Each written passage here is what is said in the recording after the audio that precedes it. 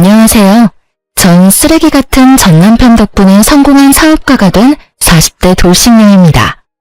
이혼을 한 지도 시간이 꽤 흘렀고 그래서 그런지 잊고 지낸 시간이 많았는데 아이스 아메리카노를 테이크아웃해서 마시다 이 커피 때문에 울고 웃었던 결혼 생활이 문득 떠올라 사연을 쓰게 되었어요. 긴 이야기가 될 수 있지만 한번 들어보실래요? 저와 남편은 같은 회사에 다니고 있었어요. 전 신입사원이었고 남편은 팀장님, 나이 차이는 9살이나 났었죠. 그때 제 나이가 26살, 그야말로 꽃같은 나이였는데 제가 미쳤었죠. 이상형도 아닌 남자와 사랑에 빠져 결혼까지 하게 되었으니 말이에요. 그땐 눈에 콩깍지 단단히 낀 것인지 글쎄 이빨에 고춧가루 낀 모습도 멋있어 보였으니 말 다 했죠 뭐. 전 어릴 적 부모님이 이혼을 하셔 엄마가 절 혼자 키워주셨는데 그래서 그랬던 것인지 때론 연인 같고 때론 아빠 같은 남편이 좋았고 저도 모르는 사이에 참 많이 의지했어요.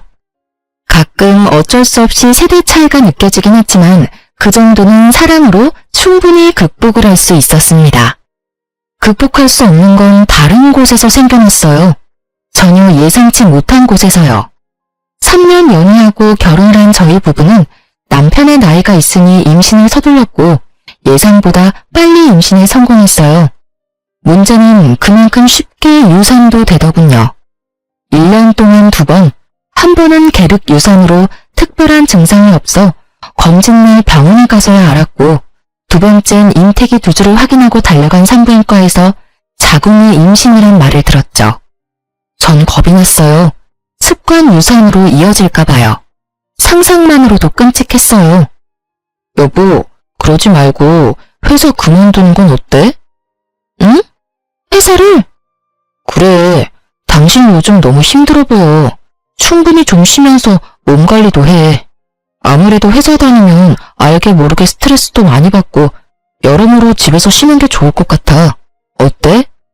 아무리 그래도 첫 회사이기도 하고 사실 아기 낳으면 회사 생활 다시 하기 힘들 텐데 아무래도 이대로 그만두긴 좀 아쉽기도 해. 그리고 아기 태어나기 전에 돈도 같이 벌어두면 좋잖아. 돈 걱정은 말고 내가 있는데 돈 걱정을 왜 해? 그리고 아기 낳고도 회사 다시 다니면 되지. 우리 엄마도 있고 장모님도 계시잖아. 일단 임신부터 생각하자.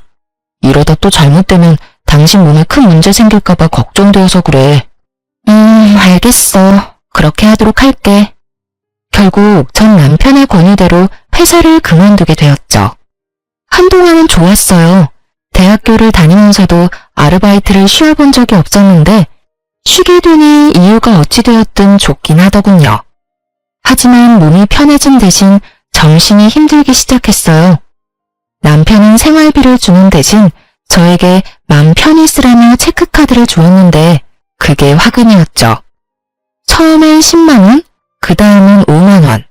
그렇게 시작된 연락은 어느새 카드를 긁을 때마다 오기 시작했습니다. 여보, 택시 탔어? 방금 문자 왔던데? 오늘 엄마 집에 간다고 했었잖아. 엄마가 반찬 챙겨줬는데 너무 무거워서 택시 탔어. 버스 정류장까지 거리 꽤 되는 거 알잖아. 그 무거운 걸 들고 갈 자신이 없었어. 그렇다고 기껏 싸주는 음식 버스 못 탄다고 두고 올 수도 없고. 왜? 아까워? 아니, 생전 택시 안 타는 사람이 택시 탔다고 문자가 오니까 무슨 일인가 해서 연락했지. 생전 택시 안 타는 사람은 개뿔? 여보, 나도 택시 편한 거 잘 알고 택시 참 좋아라 했어. 그런데 당신이 이렇게 눈치를 주는데 어떻게 택시를 타고 다녀? 눈치를 주긴 눈치 보지 말라니까. 편하게 써, 편하게. 난 그냥 혹시나 카드 분실한 건 아닌가 해서 연락해봤어. 여보, 진짜 눈치 주는 거 아니니까 편하게 써. 눈치란 뜻을 모르는 것인지 남편은 눈치 보지 말라면서 행동은 달라지지 않았어요. 내가 벌어 내가 쓰는 자유로운 소비 생활을 하던 예전과는 달리 남편 돈으로 하는 생활은 생각보다 더 힘들더군요. 이렇게 눈치가 보이다 보니 친구 한 명 만나는 것도 참 그렇더라고요. 아무래도 만나게 되면 어쩔 수 없이 돈을 쓰게 될 테고 그렇게 되면 또 전화가 올 테니까요. 무슨 연유로 쓰게 됐는지 설명을 하면 그만이지만 그 설명하는 것도 어느 순간 싫더라고요. 그렇게 친구들과 만남을 피하던 어느 날, 제일 친한 친구가 집 근처라며 만나자고 연락이 왔습니다. 집 바로 코앞이라는데 그것마저 거절하기가 좀 그렇더군요. 거기에다 남편의 눈치 때문에 스트레스도 많이 쌓였던 터라 이참에 수다나 떨며 스트레스나 풀고 오자 싶었어요. 그렇게 친구를 만났고 친구는 제 얼굴이 안 됐다며 몸보신을 시켜주겠다고 하더군요. 장어집에 왜 소고기까지 파는 것인지 친구는 장어의 소고기에 닥치는 대로 시켰고 계산할 때 보니 10만 원을 훌쩍 넘겼더라고요.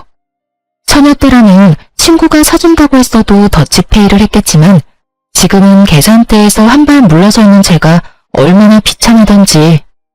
그런 제 마음을 눈치챘는지 친구가 커피는 저보고 사라고 하더라고요. 전 알겠다며 친구와 커피집으로 향했고 친구는 일부러 브랜드도 없는 테이크아웃 전문점으로 절 이끌더라고요. 아무 말 하지 않아도 제 상황을 다 알아채주고 이해해주는 친구의 배려에 눈물이 왈칵 쏟아질 뻔했어요. 한 잔에 1,800원, 아직도 기억합니다. 두 잔에서 3,600원. 정확히 3,600원을 결제하고 10초도 지나지 않았는데 남편에게서 전화가 오더군요. 일은 안 하고 휴대전화만 들여다보고 있는 것인지 빨라도 그렇게 빠를 수가 없었어요. 여보세요? 당신 오늘 외출한다는 말 없었잖아. 누구 만났어? 커피 마시는 것 같던데. 혜정이 만났어. 나랑 제일 친한 친구.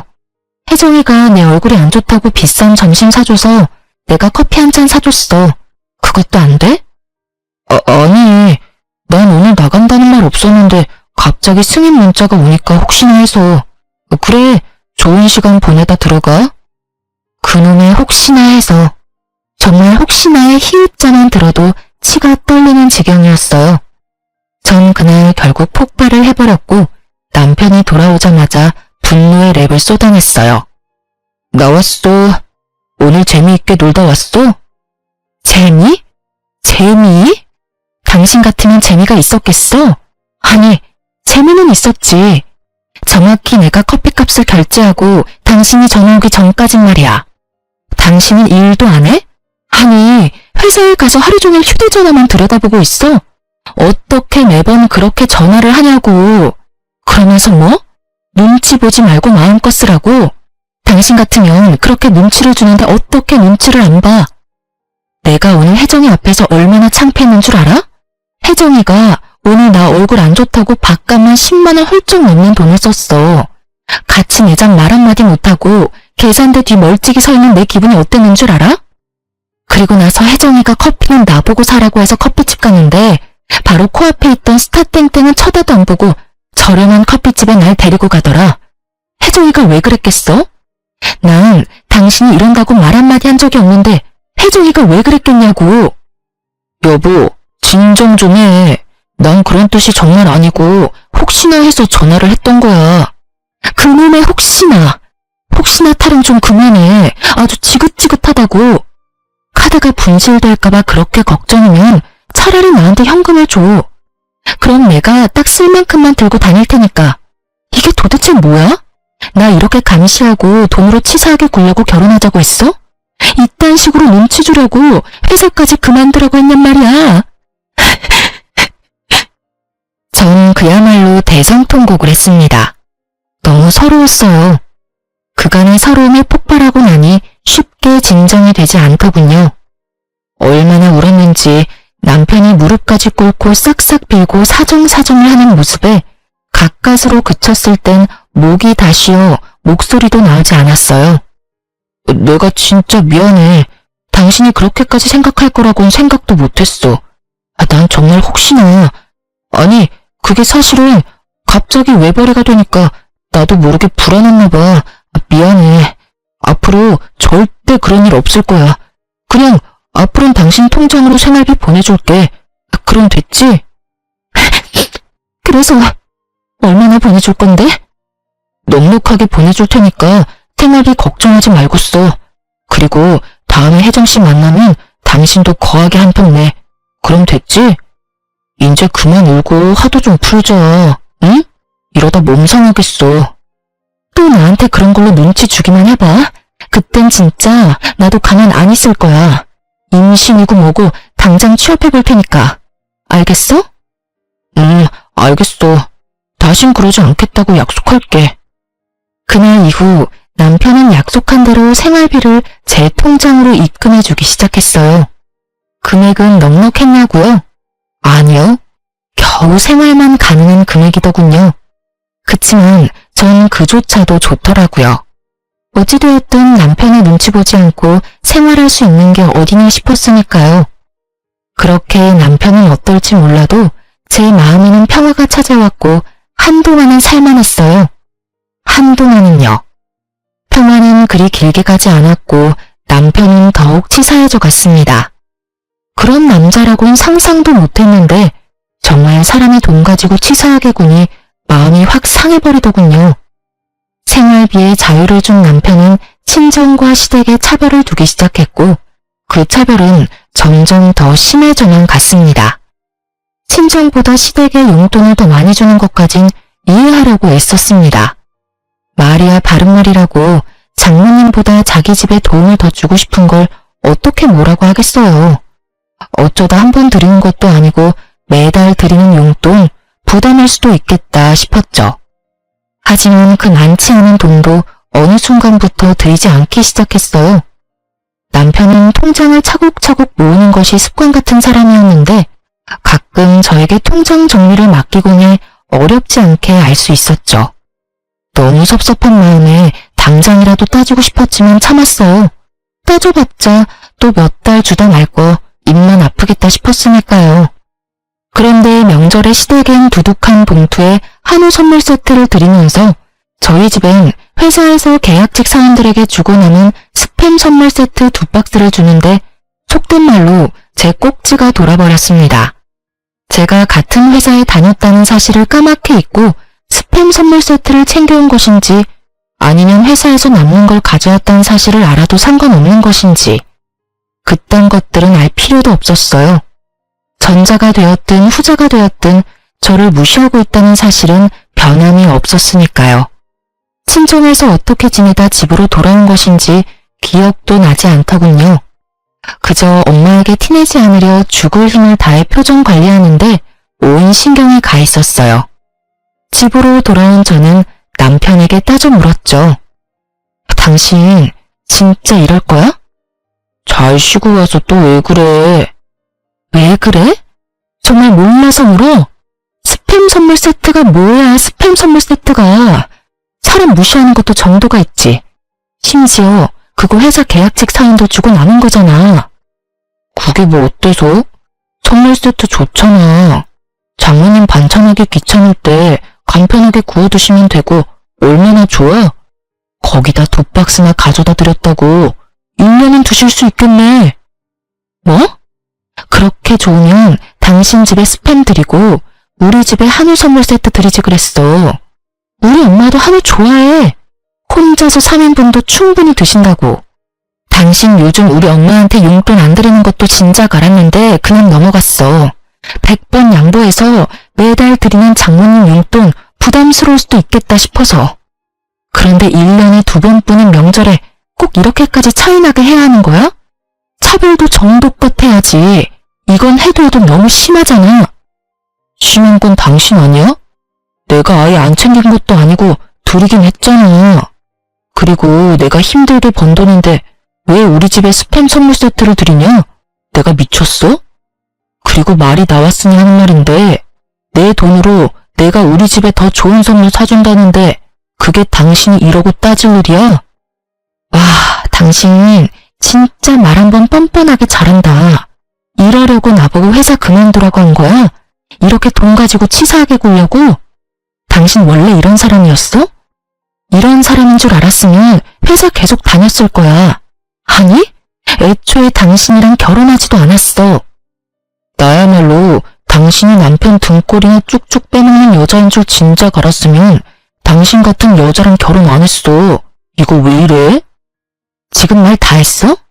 등골이나 쭉쭉 빼먹는 여자? 참, 내가 기가 막혀서. 남들이 들으면 쭉쭉 빼먹을 등골이나 준 줄 알겠어.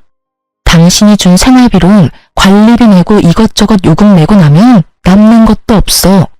그 코딱지만큼 남은 돈으로 먹을 거리 해내는 게 쉬운 줄 알아? 그 코딱지만한 돈도 못 버는 주제에 어디서 돈 타령이야? 하여튼 내 돈으로 내가 어느 집에 얼마만큼 해주는 것까지 상관하지 마. 알겠어? 뻔뻔한 것도 정도가 있지 말이야. 아, 진짜 사람 피곤하게 가지가지한다. 도리어 큰 소리를 치는 남편을 보는데 할 말이 없더군요. 어쩌다 내 남편이 저렇게 변한 것일까? 아니, 애초에 저런 사람이었는데 내가 몰랐던 걸까? 별의별 생각이 다 들었어요. 그날 이후 저희는 급속도로 사이가 멀어졌고 대화도 사라졌죠. 남편의 행동도 치사하고 서러운데 시모도 절 가만두지 않기 시작했습니다. 남편이 저와 사이가 좋지 않다는 것을 일러바치기라도 했는지 명절이 지난 후부터 시모는 연락도 없이 저희 집을 불쑥 찾아오는 일이 잦아지더군요. 처음엔 벨이라도 누르시더니 어느 순간부턴 제 집인 양 비밀번호까지 누르고 들어오시는데 막을 방도가 없었어요. 개념도 예의도 없이 밀고 들어오신 어머님이 하시는 일은 늘 같았어요. 에휴, 살림은 제대로 살고 있는 거는 맞니? 이 반찬은 오늘 새로 한 거 맞아? 그날 먹을 양만큼만 만들고 밥상에 같은 반찬 올리는 일은 없도록 해라. 혹시나 남으면 버리지 말고 네가 꼭 다 먹으렴.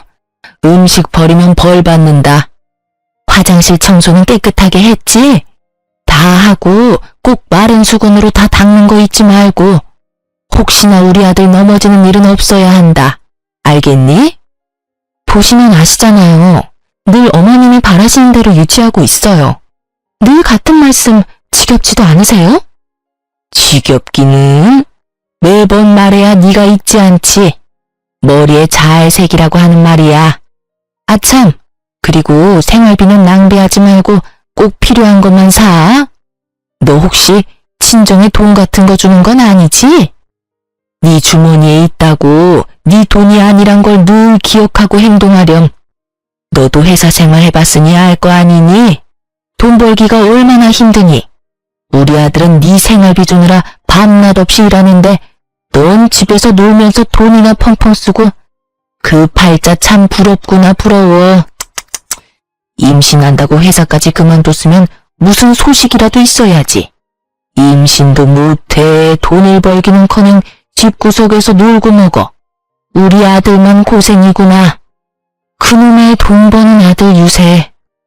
정말 말로도 목을 조여올 수 있다는 걸 그때 알았습니다.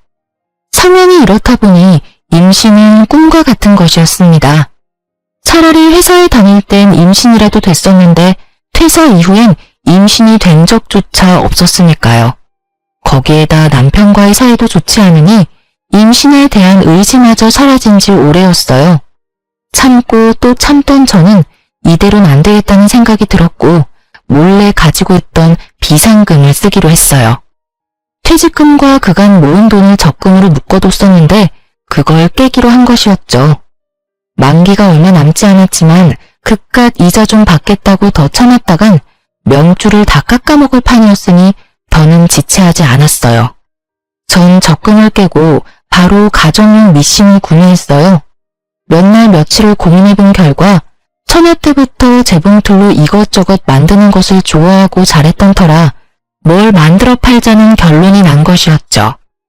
처녀 때부터 쓰던 낡은 재봉틀을 처분하고 새로운 재봉틀을 사 집으로 돌아온 날 새로 태어난 기분마저 들더군요. 재봉틀 하나 샀을 뿐인데 이미 다 해낸 기분이 들어서 자신감이 생겨났어요.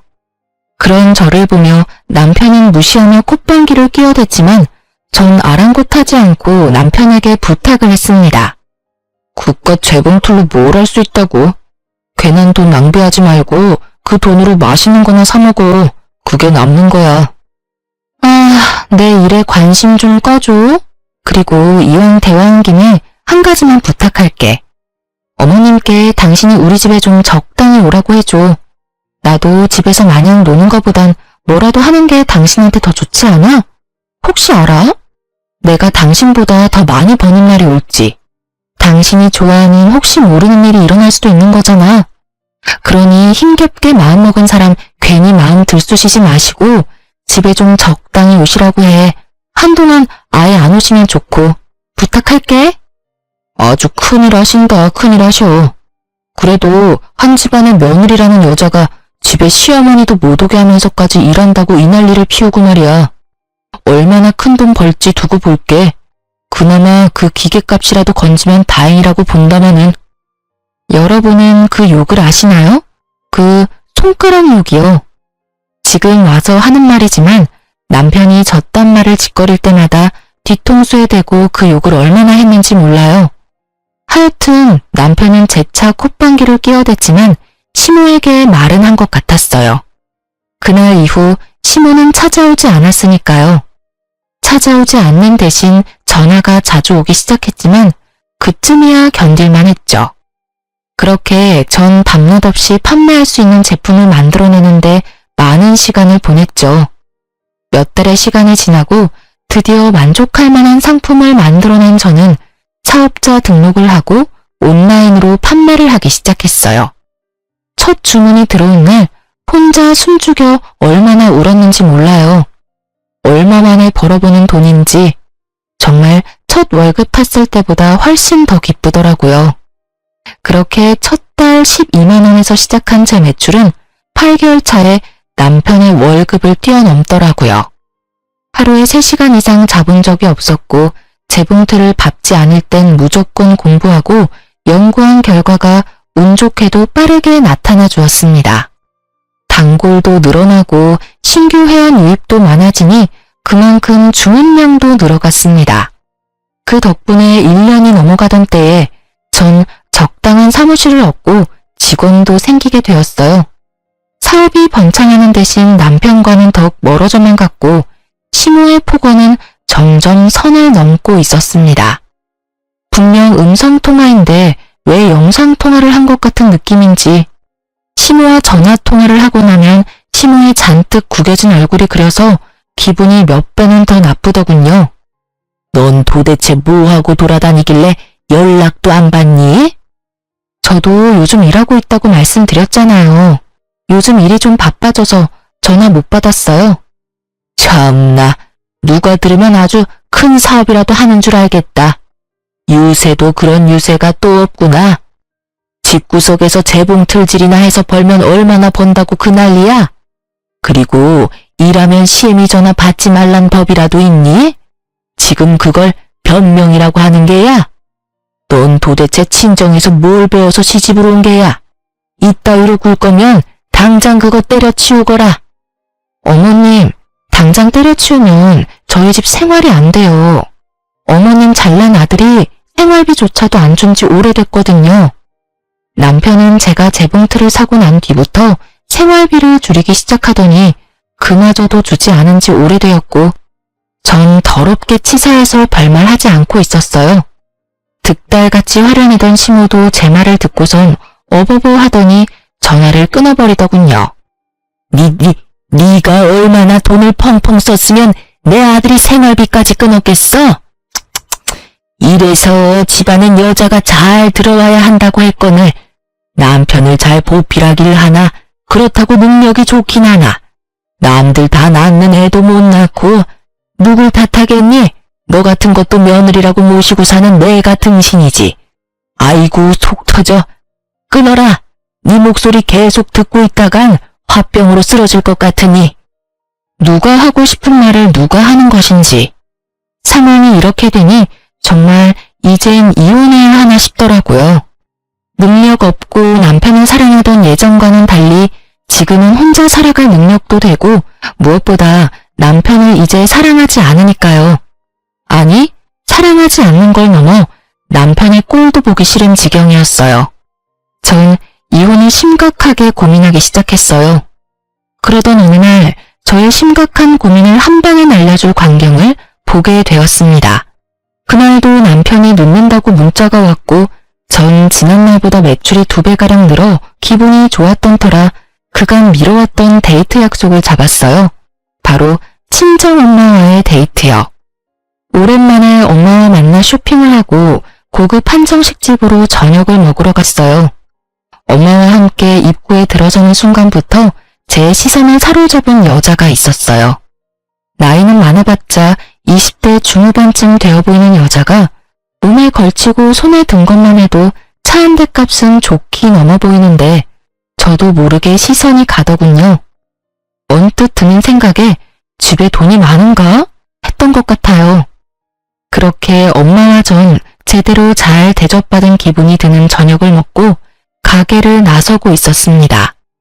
엄마는 오랜만에 딸과 한 데이트가 좋으셨는지 소녀처럼 신나셨더라고요. 딸, 엄마 오늘 진짜 기분 좋아. 딸이랑 이렇게 쇼핑도 하고 이런 곳에서 밥도 먹고. 그래? 앞으로는 이런 데이트 자주 하자. 엄마가 이렇게 신나하니까 나도 스트레스 풀리고 좋아. 자주는 말고 가끔 해, 가끔. 우리 딸 힘들게 돈 벌어서 엄마한테 다 쓸 일 있니? 아주 가끔 1년에 한 번 정도만 데이트해. 아유, 엄마. 딸 이제 돈 잘 벌어서 이 정도는 하고 살아도 돼. 평소에 일만 하느라 돈 쓸 시간도 없는데 이런 데라도 쓰고 살아야 또 열심히 돈 벌 에너지가 생기죠. 그러니까 엄만 그런 걱정하지 말고 시간이나 내주세요. 딸이랑 데이트할 시간. 그렇게 하하호호 엄마와 완벽한 데이트였는데 그 완벽을 산산이 조각내는 광경이 펼쳐지고 있었습니다. 기억하시나요? 제가 조금 전 입구에서 봤던 그 명품을 휘감은 여자.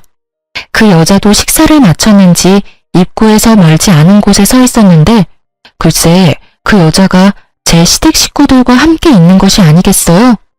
엄마도 걸음을 멈추고 저에게 사돈들이 아니냐며 물어오더군요. 그때였어요. 어디선가 나타난 남편이 숨 쉬는 것보다 자연스럽게 그 여자 어깨에 팔을 두르는데 전 어이가 없어서 웃음이 나더군요. 사연을 들어보면 그런 장면을 보게 되면 큰 충격에 휩싸이거나 배신감에 눈물이 난다는데 전 그냥 어이가 없었어요. 40대 아저씨와 20대 아가씨가 다정히 어깨를 두르고 있는 모습이라니. 상상해보세요. 여러분도 웃기지 않나요? 절 더 어이없게 만들었던 건 그 인간들의 대화 내용이었어요. 그 인간들은 당연히 저와 엄마가 그곳에 있는 걸 꿈에도 몰랐고 말인지 방귀인지 알 수 없는 대화를 이어가고 있었습니다. 다시 말하지만 엄마는 우리 새아가가 너무 마음에 드는구나. 아, 새아가라고 불러도 되지? 그럼요, 어머님. 편하신 대로 불러주세요. 그래, 하여튼 이 엄만 우리 새아가가 너무 좋구나. 어디서 이런 아가씨를 다 만난 게야? 이런 아가씨를 만날 수 있는 녀석이 왜 그런 년이랑 결혼을 해서는 이게 뭐니? 번거롭게 이혼해야 해. 우리 새아가는 이혼하는 너 기다려야 해. 엄마는 너 이혼할 동안 그런 년 계속 보고 살아야 해. 그 잘못된 결혼 하나 때문에 이게 무슨 고생이야? 어휴, 어찌되었든 넌 빨리 그 빌어먹을 년이랑 빨리 이혼이나 해. 이혼하는 대로 우리 새아가와 서둘러 재혼하고. 어머니, 자꾸 년 하지 마세요. 우리 다은이 놀란다고요. 어머, 나도 모르게 욕이 나왔구나. 놀랬니? 아니에요, 어머님. 오빠한테 들어보니 욕먹을만 하더라고요. 집에서 놀고 먹으면서 집안일도 제대로 안 하고 돈파릇만 한다고 하던데. 욕 들어도 싸죠, 어머님. 그렇지. 역시 우리 새아가는 나랑 통하는구나. 그래서 말인데, 새아가 넌 혹시 우리 아들이랑 결혼하면 회사는 어떻게 할 거니? 저요? 당연히 그만둬야죠. 뭐? 그만두고 집에서 오빠 내조나 하려고요. 오빠, 내가 내조 잘해줄 테니까 걱정하지 마. 집에 생활비도 안 줘도 돼. 우리 아빠가 나 시집가도 주던 용돈은 계속 준다고 하셨거든. 오빠 월급은 오빠가 알아서 해. 난 아빠가 주는 용돈으로 충분하니까 말이야. 그래? 고마워 자기야. 역시 내가 여자 하나는 잘 골랐단 말이야. 말해 뭐하니? 세아가 우리 집에 와줘서 고맙구나. 상간녀의 말에 남편 눈과 시모, 시부 얼굴에 웃음꽃이 피더군요. 집에 돈 한 푼 들이지 않을 때부터 알아봤어야 했는데 제가 아니랬던 거죠. 설마 바람까지 피울 거란 생각조차 못했으니까요. 그것도 저렇게 젊은 여자와 바람을 피우다니 어떤 면에선 참 대단하다는 생각도 들더군요. 그 당시 남편 나이가 40이었는데 겉모습은 50대는 좋게 되어 보이는 노안 중의 노안이었거든요. 그런 남편에게 20대 여자가 꼬이다니. 나만큼이나 눈빛 여자가 있다는 사실에 놀랍기도 했어요. 제가 여러모로 감탄을 하고 있는 사이 이 모든 상황을 지켜보던 엄마는 당장이라도 누구 머리채라도 집어뜯을 기세로 팔을 걷어붙이기 시작하셨고 전 뜯어 말렸어요. 내 저것들을 그냥... 엄마, 잠시만 기다려봐. 뭘 기다려? 이런 건 현장 급습이 답이라고 이거사. 엄마, 현장 급습을 한다고 돈이 생겨 밥이 생겨? 기다려봐. 내가 다 알아서 할 테니까. 지나치게 차분한 저의 모습을 본 엄마는 의아해하시는 것도 잠시 저의 뜻을 따라주셨어요. 그렇게 완벽한 하루뿐 아니라 결혼 생활마저 산산조각난 저는 차분하게 복수를 준비했습니다. 사연에서만 듣던 흥신소, 그 흥신소 능력이 생각보다 더 좋더군요. 작업비를 넉넉하게 들였더니 생각보다 더 빠르게 탈탈 털어주시더라고요. 벌써 끝나셨나요? 뭐 길게 따라다닐 필요도 없던데요. 며칠 찍은 사진만으로도 충분하실 겁니다. 그리고 또 말씀드릴 것이 있는데 그 상간녀 말이에요. 부잣집 아가씨 아니던데요. 부잣집은커녕 고아의 술집 여자입니다. 빚도 엄청나게 많아서 여기저기에서 독촉이 장난 아니더라고요. 좀 더 조사해봐야 알겠지만 아마 남편 같은 남자한테 접근해서 돈 뜯어내고 잠적하는 게 그 여자 수법일 거예요. 이런 조사 한두 번도 아니고 척하면 척이거든요. 술집 여자가 부잣집 아가씨인 양 속이고 나이 많은 남자한테 접근하면 그 다음은 뻔하더라고요. 요즘도 이런 말 쓰는지 모르겠지만 꽃뱀이라고 하죠. 일단 지금까지 조사한 거 다 보내드릴 테니 다시 한번 확인해 보세요, 사모님. 전화를 끊고 얼마나 웃었는지 모릅니다. 꽃뱀이라니 이 얼마나 통쾌한 단어인가요? 상간녀가 부잣집 아가씨인 줄 알고 입이 귀에 걸리던 그 인간들의 얼굴이 떠오르며 그야말로 눈물 쏙 빠지게 웃었어요. 생각지도 못한 상간녀의 정체에 전 계획보다 빠르게 이혼을 진행했어요. 상간녀 소송도 하지 않기로 했죠. 혹시나 소송 과정에서 상간녀의 정체가 드러나면 그거야말로 말짱 도루묵이 될 테니까요. 전 남편에게 준비한 외도 증거만을 내밀며 이혼을 요구했어요. 이거 받아. 이게 뭔데? 준비된 증거물들을 건네니 남편은 조금 놀란 듯 했습니다. 그렇겠죠. 저를 집에서 밥이나 축 내는 밥순이 정도로 알고 있었을 텐데 그런 걸 건네니 놀라지 않을 수가 없었겠죠. 사진들을 살펴보던 남편은 오히려 잘됐다는 투로 말을 하더군요. 차라리 잘됐네. 그렇지 않아도 어떻게 말을 꺼내야 할지 고민이었는데 우리 이혼하자. 당신도 알다시피 나 다른 여자 생겼어. 나 그 여자 사랑해. 그렇겠지. 사진으로 보니까 죽고 못 사는 사랑이던데 당연히 이혼해줘야지. 정말? 정말 나랑 이렇게 쉽게 이혼해준다고? 그럼 내가 울고불고 매달리면서 이혼 못한다고 할 줄 알았어? 그건 아닌데 하여튼 그래서 바로 이혼해준다고? 말을 더듬는 꼴을 보니 그럴 것이라 예상했던 모양이더라고요. 하긴 저에게 관심이 정말 하나도 없으니 그렇게 생각하는 것도 무리는 아니란 생각이 들었어요.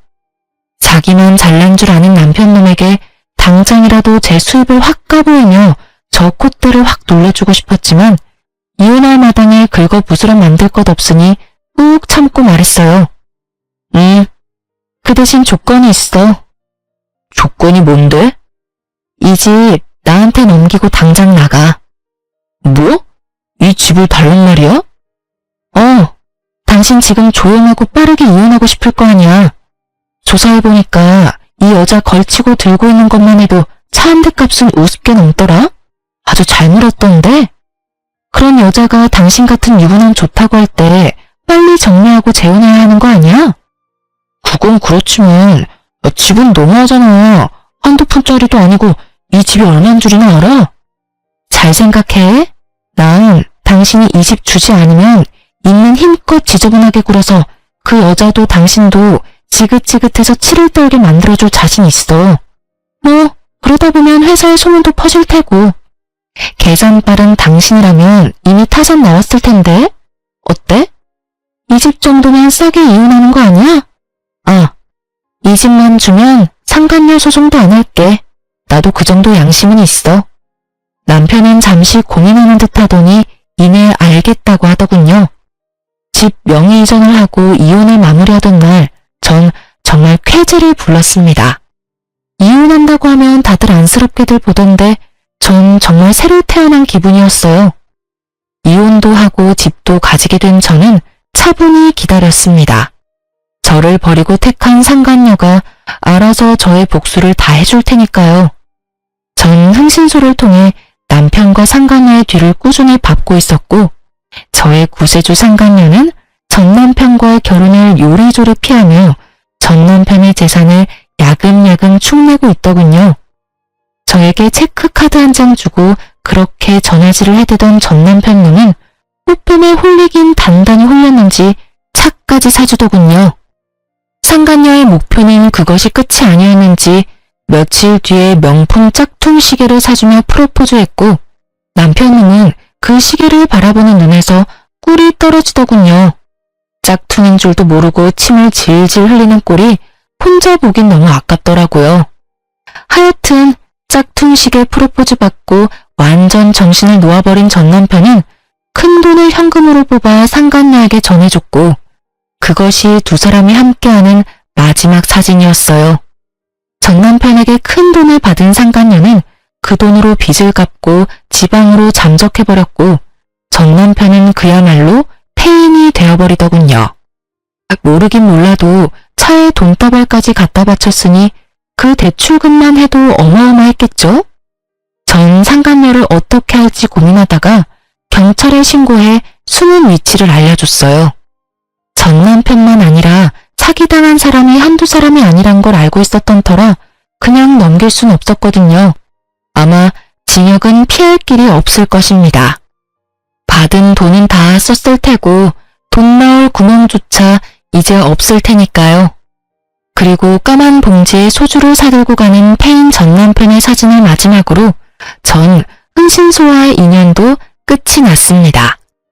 굳이 제 손을 더럽히지 않고도 이렇게 통쾌한 복수했다는 사실에 참 많이 기쁘더군요. 통쾌한 복수만큼 제 사업도 참 통쾌하게 커가고 있었어요. 전 남편이 나락으로 가는 사이 작은 파우치로 시작했던 제 사업은 어느새 의류도 제작하기 시작했어요. 사업이 번창하기 시작하니 어느새 전 공장까지 돌리는 사장님이 되어 있더군요. 워낙 기술이 좋으신 어르신들이 입사해 주신 덕분에 좋은 퀄리티의 의류를 완성할 수 있었고 꾸준히 매출이 상승해 주었습니다. 그렇게 전 오래 꿈꿔왔던 일을 이룰 수 있게 되었어요. 바로 절 혼자 키우느라 고생이 많으셨던 엄마에게 집을 장만해 드리는 일이요.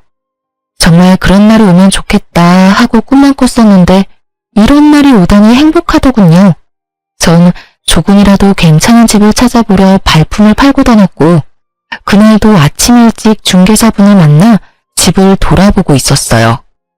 공장으로 출근을 해서 저도 제작을 하고 있던 터라 아침밖에 시간이 되지 않았죠. 중개사분과 인사를 나누고 엘리베이터를 탔는데 그곳에 생각지도 못한 인물이 있더군요.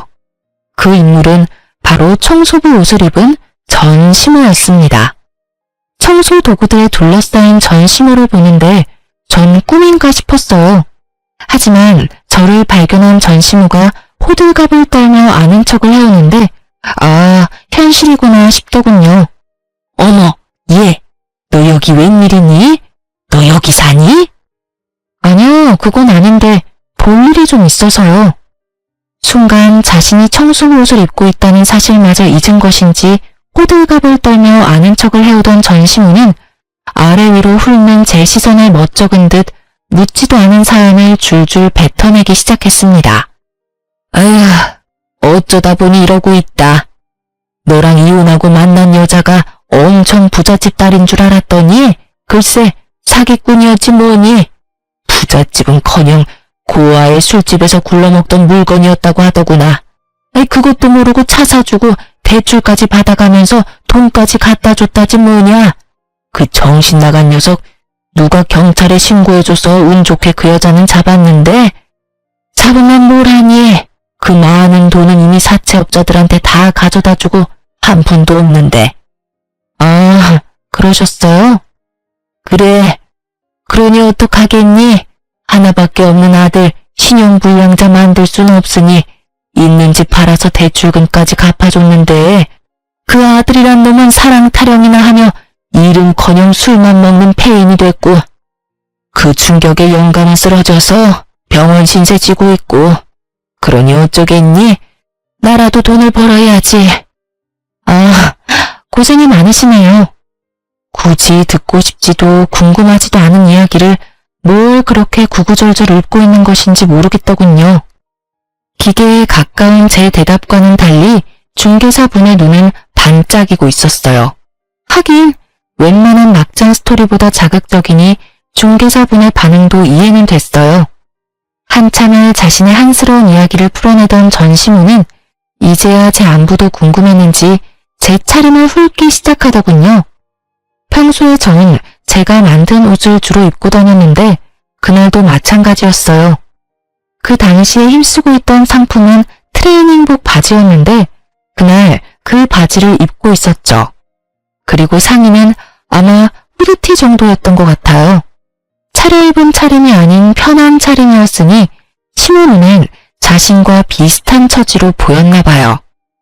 뭐 너도 꼴을 보아하니 알만하구나. 집 한 채 뜯어가더니 그걸로 사업이라도 하다가 말아먹었니? 복상 망했니? 아무리 그래도 젊은 애가 좀 꾸미고 다니지 운동복 차림이 뭐니? 망했냐며 물어보는 전시모의 미소가 얼마나 역겹고 더럽던지. 자신의 꼴이 그러하니 저도 망해야만 한다는 그 심보가 참 알만하더군요. 오던 복도 도망가게 하는 그 섬뜩하고도 비열한 미소를 보며 전 대답할 가치를 잃었어요. 제가 아무 말 하지 않고 있자 제 어깨를 두드리며 무슨 말을 하려는 듯 했는데 전 빠르게 손을 피해버렸어요. 그런 저의 행동에도 민망하지도 않은지 전시모는 갈 곳 잃은 자기 손을 거두고 말하기 시작하는데 위로랍시고 하는 말이 전혀 와닿지는 않더군요. 망하면 또 어떠니? 나이도 젊은데. 그러지 말고 다시 우리 애랑 잘해보는 건 어떠니? 둘이 힘 합쳐서 장사라도 하면 좋을 텐데 아예 다 말아먹은 건 아니지? 어디 학교 앞에 가게라도 얻어서 떡볶이집이라도 하면 너하고 우리 식구 밥은 먹고 살진 않겠니? 잘 생각해보렴. 그나저나 넌 여기 무슨 일이니? 이 아침부터. 전 다시 우리 애랑 잘해보는 건 어떠니 해서부터 전시모의 뻔뻔함에 잠시 정신줄이 나가버렸고 그저 멍하니 전시모를 보고 있었어요. 제가 아무런 말도 하지 않고 있자 돌아가는 상황을 대충 알아챈 중개사분이 나서주시더라고요. 아유, 여기 엘리베이터는 왜 이렇게 느려? 그렇지, 사장님? 아, 네? 네. 좀 그렇네요. 느리기도 느린데 로열층까지 올라가느라 더 그렇네요. 이제 거의 다 왔어요. 그나저나 나이도 젊은 것 같은데 그 나이에 어떻게 이런 집을 다 사신대요? 대출 하나 없이 사신다고 하셨죠? 정말 대단하시다. 일전에 언뜻 통화하는 거 들으니까 공장도 크게 하시는 것 같은데 그 나이에 성공한 사업가라 정말 대단하네요. 거기에다 효녀라니 이 집 엄마 사준다고 했었죠? 굳이 제 사정을 풀어서 이야기해주는 중개사분을 보니 어떤 의도인지 알 것 같아 감사한 마음으로 장단을 좀 맞추기로 했어요. 네, 저 키우느라 고생만 하셔서 노후에 좋은 곳에서 사셨으면 해서요. 운 좋게 사업이 잘 돼서 지금은 돈 걱정 없이 집도 보러 다닐 수 있게 됐네요. 몇 년 전만 해도 전 남편 생활비 카드 쓰면서 1,800원짜리 커피 사 먹는 것도 눈치 보면서 살았는데 그러고 보면 사람 인생이란 거 참 모르는 거예요. 그렇지 않나요? 네? 1,800원 쓰는 것도 눈치를 줬다고요? 아휴, 뭐 그런 놈이 다 있어요? 이혼 잘하셨네. 그런 놈이랑은 더 살아봤자 뻔하다고요. 마누라한테 아낀 돈으로 나가서 엄한 여자 배나 불려주다가 뒤통수 제대로 맞고 폐인되는 거 안 봐도 뻔한 결과라고요. 조간 지쳐버리고 잘 되는 놈을 본 적이 없어요, 내가. 하여튼 사장님 엄마 부럽네, 부러워. 우리 딸은 뭐 하나 몰라. 중개사분이 얼마나 센스가 넘치시는지 전시모 속을 확확 뒤집는 말만 골라서 하시는데 아니나 다를까 전시모의 얼굴이 울그락불그락 하다 못해 터질 것만 같더라고요. 그 순간 엘리베이터는 경쾌한 효과음을 내며 문이 열렸고 저와 중개사분은 승리의 미소를 지으며 엘리베이터에서 내리려고 할 때였어요. 얼굴을 붉히고 서 있던 시모는 이대로 저를 놓치면 안 되겠다 싶었는지 저의 옷을 꽉 붙잡고 아무 말 대잔치를 하기 시작하더군요. 예, 내 말 좀 들어보고 가라. 왜 이러세요? 이거 좀 놔요. 예, 나 좀 살려다오. 나 이렇게 더는 못 살겠어. 그러니 네가 날 좀 살려다오. 제가 왜요? 그래도 우리가 한때는 가족이었지 않니? 다시 우리 아들이랑 합쳐라. 이런 이야기는 하지 않으마. 나도 그 정도 양심은 있고 누울 자리 보고 발 뻗는 사람이다 이거야. 대신 이혼할 때 뜯어갔던 그 아파트 값은 다시 내놓으렴. 너 들어보니 돈도 많이 번 것 같고 이 정도 아파트 대출도 없이 살 수 있는 능력이면 그 정도 돈은 껌값 아니니? 그러니까 그 돈은 다시 뱉어내란 말이야. 네가 그 돈만 다시 돌려주면 내가 두 번 다시 네 눈앞에 띄지 않으마. 너도 나 이렇게 사는 꼴 봤으니 마음이 편치 않을 거 아니냐. 너 착한 애잖니. 불쌍한 사람 보면 그냥 못 지나치는 그런 애잖니. 지금 나만큼 불쌍한 노인네가 또 어디 있겠소? 하나뿐인 남편은 쓰러져서 병원 신세나 지고 하나뿐인 아들은 술만 먹는 폐인이 되어버리고 나 불쌍하지 않니? 그러니 그 돈 다시 토해내란 말이야. 참 뻔뻔하시네요. 가족? 절 단 한 번이라도 가족으로 생각하신 적이 있으셨나요? 제 기억엔 단 한순간도 그런 적이 없었는데 이제 와서 가족 타령이라뇨. 그리고 지금 그쪽 모습 하나도 안 불쌍해요. 너무 잘 어울리셔서 깜짝 놀랐는걸요? 그러니 천직이다 생각하시고 부지런히 일하세요. 전 제 돈 드릴 생각은 전혀 없으니까요. 그 돈이 왜 네 거야? 엄연히 우리 아들 돈으로 산 아파트였는데. 네가 우리 아들한테 협박해서 뺏어간 거 누가 모를 줄 알아? 내놔, 내놓으라고. 내가 너 그 돈 줄 때까지 괴롭힐 거야. 내가 그 돈 꼭 받아내고야 말 거라고. 아, 아니다. 아가, 내가 미쳤었나 봐. 방금 전에 내가 한 말은 있거라. 아가야, 그러지 말고 한 번만 도와주면 안 되겠니? 그 돈 다 주는 게 싫으면 그 반만 줘도 된단다. 아니, 그 반에 반이라도 괜찮아. 심지어 정신이 오락가락하는 전시물을 보고 있는데 이대로 있다간 정말 큰일 나겠다 싶더군요. 전 전시물의 손을 획 뿌리치며 엘리베이터를 벗어났어요. 그리고는 닫히는 엘리베이터 문틈 사이로 말해주었어요. 꿈도 꾸지 마세요. 단돈 1원도 드릴 일은 없을 테니까요. 닫히는 문틈 사이로 전시물의 표정은 정말 가관이었습니다. 잔뜩 일그러진 그 표정 정말 볼만하더군요. 엘리베이터 안 전시문은 절규하기 시작했고 제가 집을 다 둘러보고 나올 때까지 여전히 제가 있는 층에서 절규를 멈추지 않고 있더군요. 그 덕분에 중개사분과 전 계단으로 내려오게 되었지만 내려오는 내내 웃음이 떠나지 않았습니다. 참 질겼던 악연이 끝이 났어요. 다행스럽게도 찾아오시거나 마주치는 일은 없었어요. 전 시모와의 만남은 의도한 것은 아니었지만 결과적으로는 완벽한 복수의 마침표가 되어주었어요. 사연을 적다 보니 시간 참 빠르게도 흘러갔네요. 26살에 시작한 사연이 지금은 어느덧 40대가 되었으니까요. 요즘 전 여전히 일과 사랑에 빠져 행복하게 살고 있어요. 생각해보니 제대로 연애도 해본 적이 없네요. 뭐 연애 비슷한 건 했는데 영 재미가 없더라고요. 저희 엄마는 아파트에서 잠깐 사시다 주택으로 이사하셨어요.